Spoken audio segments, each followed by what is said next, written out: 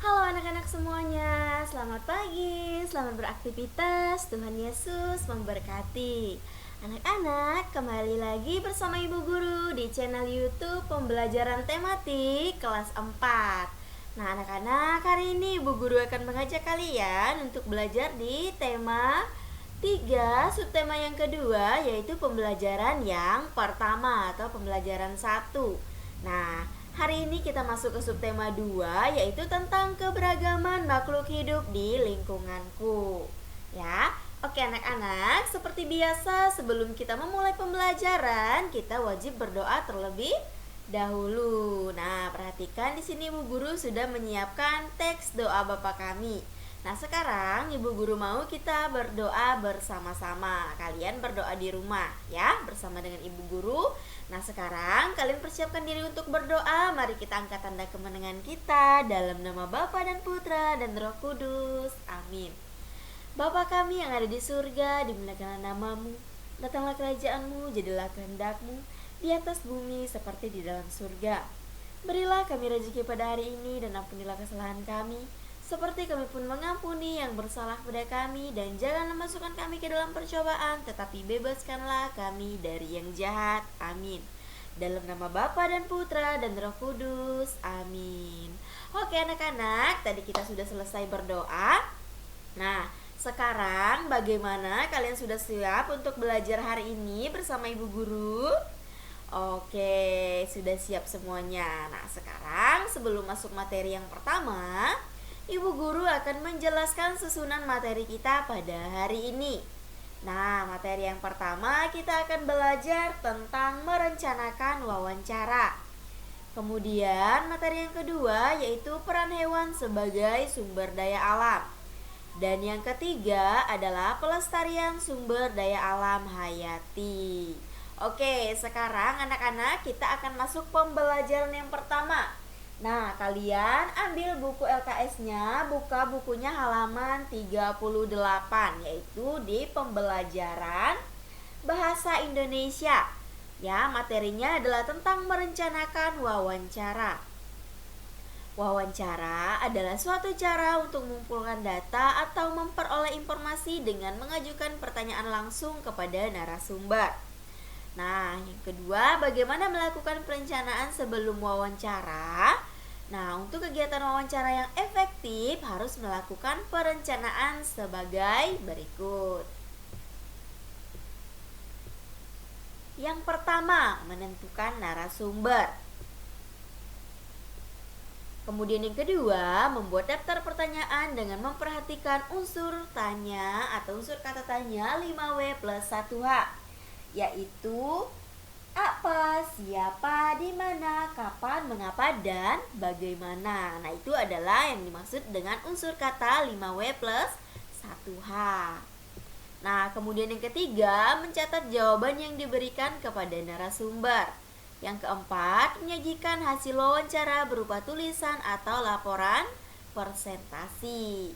Nah, anak-anak itu tadi ya beberapa perencanaan yang harus kita perhatikan, harus kita lakukan sebelum melakukan wawancara atau kegiatan wawancara. Nah, kemudian buka lagi di halaman 40 ya. Nah, itu adalah pelajaran IPS, yaitu tentang peran hewan sebagai sumber daya alam. Nah, sumber daya alam hewani digunakan sebagai sumber pangan untuk memenuhi kebutuhan manusia untuk makan sehari-hari.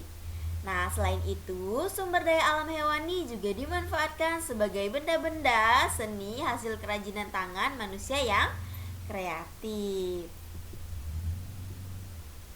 Nah, kemudian manfaat hewani untuk manusia yang pertama yaitu sebagai sumber makanan.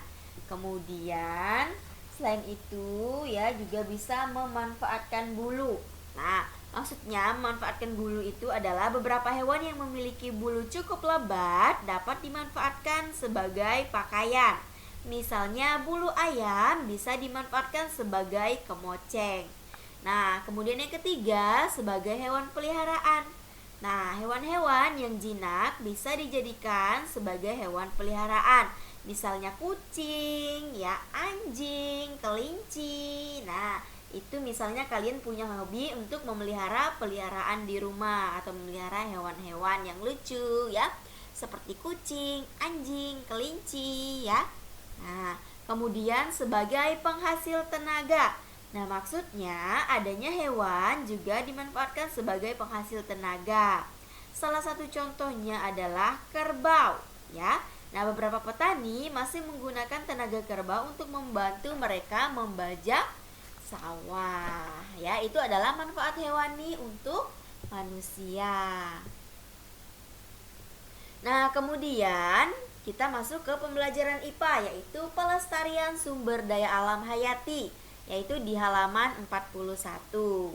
Nah, sumber daya alam hayati memiliki manfaat dalam kehidupan kita sehari-hari tentunya. Nah, sumber daya alam hayati memegang peranan penting dalam kehidupan manusia. Ada banyak cara yang dapat dilakukan untuk menjaga kelestarian sumber daya alam. Nah, yang pertama, anak-anak membuat aturan perundangan ya. Nah, itu ada di halaman 41, kalian bisa baca nanti ya. Kemudian yang kedua, melakukan penyuluhan dan kampanye. Yang ketiga, penetapan hutan lindung.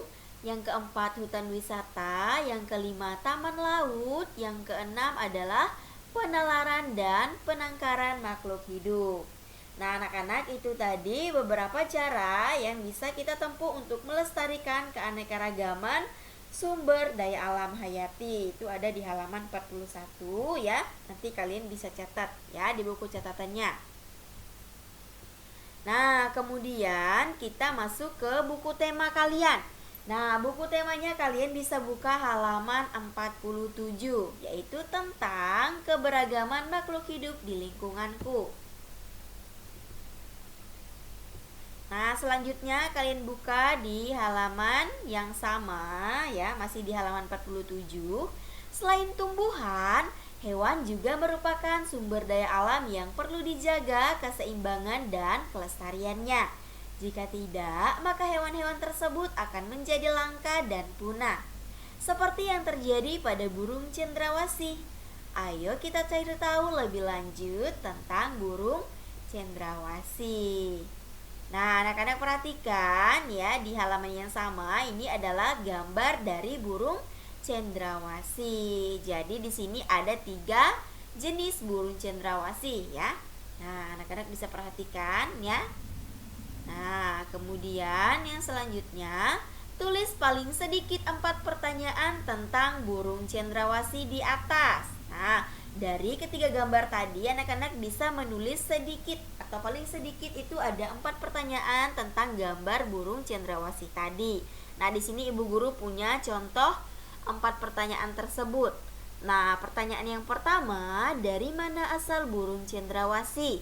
Kemudian pertanyaan yang kedua, mengapa keberadaan burung cendrawasih kian lama kian terancam? Yang ketiga, mengapa burung cendrawasih disebut juga sebagai burung surga? Dan yang terakhir, di mana habitat asli burung cendrawasih? Nah, anak-anak, ini adalah contoh pertanyaan yang Ibu Guru buat sesuai dengan gambar yang sudah Ibu Guru lihat di halaman 47 tadi, yaitu ketiga gambar burung cendrawasih. Nah, nanti anak-anak juga bisa membuat beberapa pertanyaan dari ketiga gambar tersebut ya. Jadi ini adalah sebagai contoh saja. Nah, kemudian yang selanjutnya, anak-anak, kita akan membaca cerita tentang burung cendrawasih ya. Jadi kalian harus dengarkan baik-baik cerita berikut ini.